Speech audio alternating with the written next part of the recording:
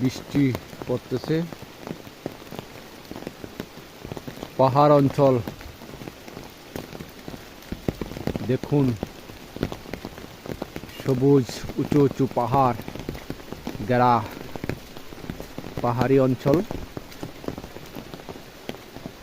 দেখতে খুব সুন্দর, কাশ্মীরের মতো লাগতেছে। বাংলার কাশ্মীর।